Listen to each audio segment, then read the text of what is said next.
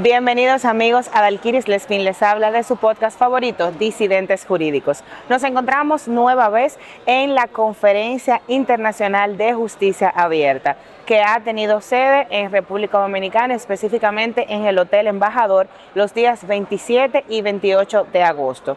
En este espacio, en estos 2 días, hemos tenido y contado con paneles de diferentes autoridades a nivel nacional como internacional, expertos en la materia de justicia abierta. Y justamente hemos podido abordar este tema tratando como eje central del mismo lo que es la transparencia, la rendición de cuentas y el lenguaje de las sentencias desde un punto de vista llano y óptico que sea entendible para la población. Este va a ser un recorrido que vamos a hacer juntos y vamos a ir llevándole paso a paso todas las incidencias que ocurrirán en este segundo día de la Conferencia Internacional de Justicia Abierta. Quédese para más.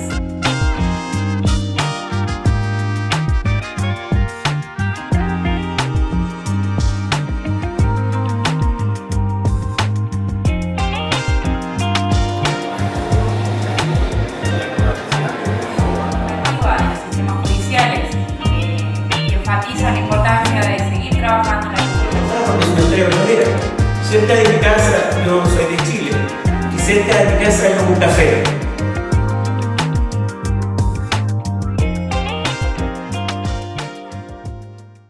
Bienvenidos amigos a este su espacio Disidentes Jurídicos. Nos encontramos una vez más en la segunda jornada de la Conferencia Justicia Abierta. En este espacio y en esta oportunidad tenemos el inmenso privilegio de contar con la participación de María del Carmen, quien es comisionada de la transparencia en México. ¿Cómo estás, María del Carmen? Encantada de estar con todas ustedes y sobre todo desde Santo Domingo, República Dominicana, en esta conferencia internacional de justicia abierta que pues es la primera vez que se realiza a nivel mundial. Como soy parte también integrante de la Red Internacional de Justicia Abierta y de la Red Académica de Justicia Abierta, la verdad es que es de mucho orgullo estar por acá. Y para nosotros un orgullo más tenerla a usted por aquí. María, vamos a conversar un poquito, porque ya hemos hablado mucho acerca de la justicia abierta y ese tipo de temas, pero usted trae una información novedosa que todavía hasta este momento no estamos muy empapados, que es el tema de las resoluciones abiertas. Básicamente, ¿qué nos puede decir, orientar acerca de este tipo de resoluciones? Sí, fíjate que las resoluciones abiertas es un modelo que he implementado desde mi ponencia. Ya voy para 7 años como comisionada en Ciudad de México y lo que busqué desde un inicio es implementar la apertura a través de mi propio desempeño como autoridad en acceso a la información y protección de datos. Y estas resoluciones abiertas que le denomino es un modelo a partir del cual utilizamos lenguaje sencillo, lenguaje claro. Las personas pueden con solo ver la primera página, en la carátula nosotras determinamos qué sentido de la resolución dimos, es decir, si la queja que presentan determinamos dar la información, en cuánto tiempo, en qué institución y también, por ejemplo, son resoluciones que de origen son anonimizadas, es decir, no tienen nada de datos personales. Okay. Por eso tiene esa denominación de resoluciones abiertas, porque de origen están vinculados a hablarle a las personas, a hablarle a la sociedad. La justicia abierta tiene ese objetivo también de poder vincular instituciones con la sociedad y que tengan confianza, y las sentencias, las resoluciones que determinemos como autoridades tienen justo que estar en ese lenguaje sencillo. Este modelo de resoluciones abiertas lo he implementado en casi 2,000 resoluciones que del año pasado hasta la fecha hemos realizado, y también se han derivado en incluir la comunicación constructiva dentro de la propia apertura y sentencias como autoridad. Me explico mejor. Para mí la comunicación constructiva implica incorporar un lenguaje positivo, que construya, que sea sencillo, que sea claro, ejecutivo y que llegue y construya puentes de empatía. Claro. De hecho, justo por acá van a tener el código QR y estas resoluciones abiertas las denominamos así. Es una puerta para trazar soluciones con empatía. Un puente, de tal manera que la persona que reciba esa resolución se va a topar con algo que sí entiende, con algo que incluso le puede platicar a su propia familia, y así generamos de facto una cultura de apertura, porque ya no fue difícil, ya no fue incomprensible, no necesitamos una abogado que nos haga la traducción. Pero me parece interesante cuando usted dice, por ejemplo, que son anónimas ese tipo de resoluciones y que no tienen nada de datos. Por ejemplo, ¿a qué nos referimos? Porque esa parte no me quedó muy clara. Cuando decimos que no son anónimas, sí que son anónimas, no tienen datos de ninguna de las partes de las resoluciones. Sí, no incluyen los datos personales de quien se está quejando. Okay. Ni del caso del que está hablando. Okay.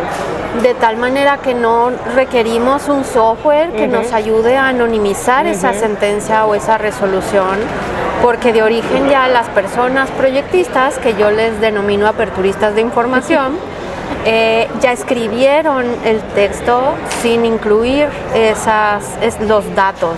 Okay. Entonces son completamente protegidas desde origen y nos ahorramos ese paso ya tenemos millones de resoluciones. ¿Cómo hacemos para hacerlas públicas? Claro. Si tenemos que hacer el testeo? Sí. Entonces, para mí, las resoluciones abiertas también es súper importante tenerlo como algo que es factible. En compendio hacemos como una receta de cocina, ¿cierto? Que decimos, primero tienes que estos ingredientes y luego los combinas.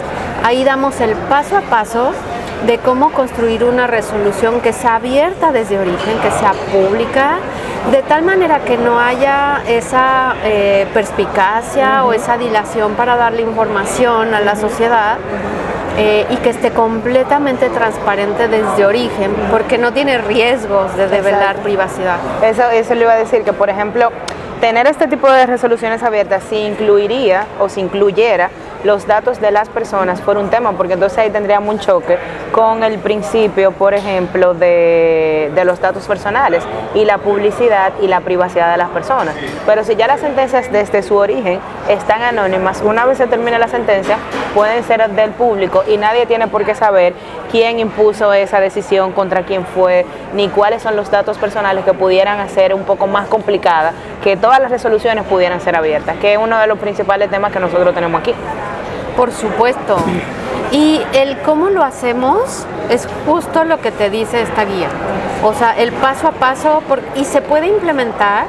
Yo le llamo el espectro amplio de justicia abierta en este caso, porque no solo tendría que impactar resoluciones, sentencias, recomendaciones de las instituciones del Poder Judicial, sino de cualquier institución que estemos relacionadas con derechos humanos, con protección de datos personales, acceso a la información, incluso todas las fiscalías que facilitan también y las instituciones de reinsertarse a las personas que están privadas de libertad.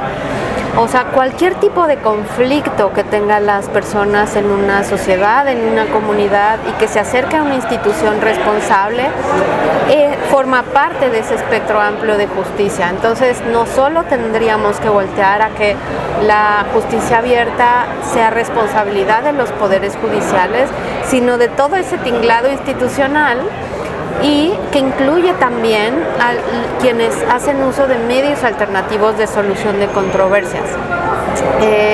He trabajado de formación, soy politóloga, pero también doctora en mediación y negociación y de prácticas restaurativas. Entonces, en toda esa forma de generar abonar a la construcción de soluciones a través derivado de los conflictos que acercan las personas, tiene que cumplir con condiciones de apertura.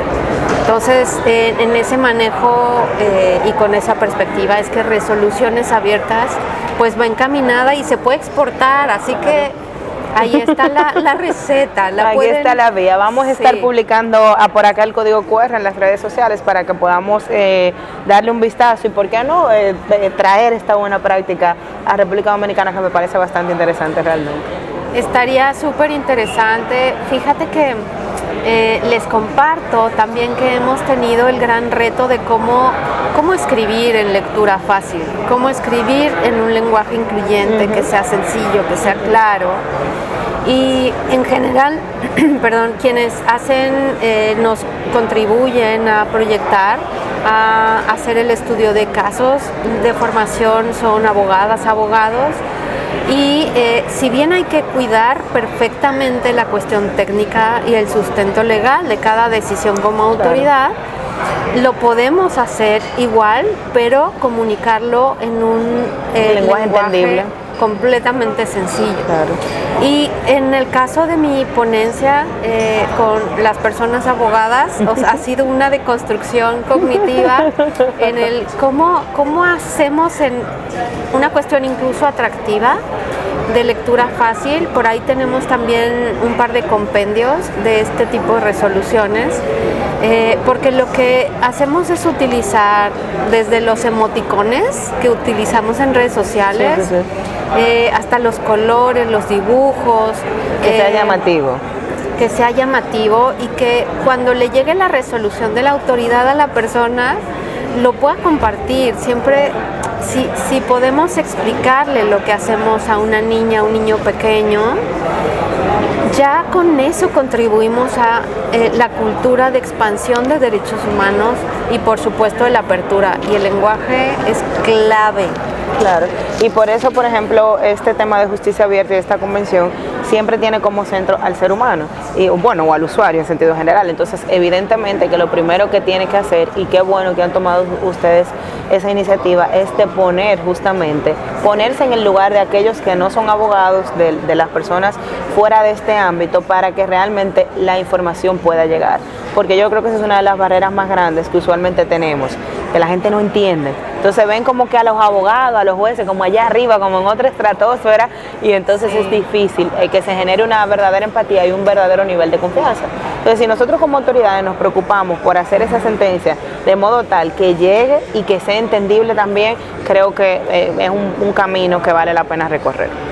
Totalmente. Y fíjate que te comparto otra cosa, y creo que tenemos un reto compartido con algunos países que estamos viendo reformas a las instituciones que imparten justicia y también en materia de acceso a la información. En el caso de México, estamos frente a la extinción de instituciones autónomas que hemos garantizado el acceso a la información y a la protección de datos personales por reformas que han buscado que la garantía de estos derechos pasen sobre todo al Poder Ejecutivo y ya no tengan esta autonomía y en ese sentido la independencia institucional para poder tomar con libertad las determinaciones. Entonces, estamos hablando que pasamos de 33 instituciones garantes en el país a generar más de 300 que van a ser las autoridades garantes, y la sociedad ahí no va a saber de manera tan sencilla a dónde dirigirse. Y lo comento porque también la idea de tener una guía de resoluciones abiertas es que se puedan apropiar estas nuevas instituciones garantes que tampoco bien a bien tienen esa especialización de facilitar la información pública, el decir cómo. Aquí está la respuesta. Si vas a ser una nueva institución garante de eso, de esos derechos humanos, y entonces también algo que se puede aprovechar, y lo hemos llegado a hacer en Ciudad de México, prácticamente la cantidad de preguntar por lo público, de pedir información, concentramos la quinta parte de todo México. Entonces, en esa relevancia lo hemos convertido en datos abiertos, todas las sentencias, resoluciones que tenemos por cerca de 7 años, que son más de casi 7,000 resoluciones, y está en datos abiertos, completamente anonimizados, ¿no? Sin revelar datos personales y aparte utilizando este formato. Y lo que se ha pedido de información, que son más de 2 millones de solicitudes en 20 años, también está en datos abiertos, de tal manera que podamos preservar la memoria y el archivo para que la democracia no caiga de tajo y sobre todo también pues generamos una sinergia con organizaciones de sociedad civil que se dedican a datos abiertos. Se denomina Amnesia este colectivo, que recién surgió hace 2 días, ¿no? Así que tienen ustedes la primicia en República Dominicana, porque lo que buscamos es que toda la información pública que ya hay se pueda tener la huella digital de esa información y hacer un espejo de información para que la sociedad no termine generando amnesia, sino con cambios de gestiones. Pueda tener un archivo al cual pueda ir y volver y poder tener una huella real de lo que ha pasado. Y un medidor también de comparación, de saber qué hubo, qué tenemos actualmente y cómo va el asunto realmente. Así es. Me parece sumamente interesante. Lamentablemente hemos llegado al final de esta conversación. Encantada de poder haber compartido contigo y me parece sumamente interesante. Vamos a compartir esto de resoluciones abiertas en las redes sociales y un verdadero honor para nosotros tenerla por aquí. Encantada también. Un saludo. Bye.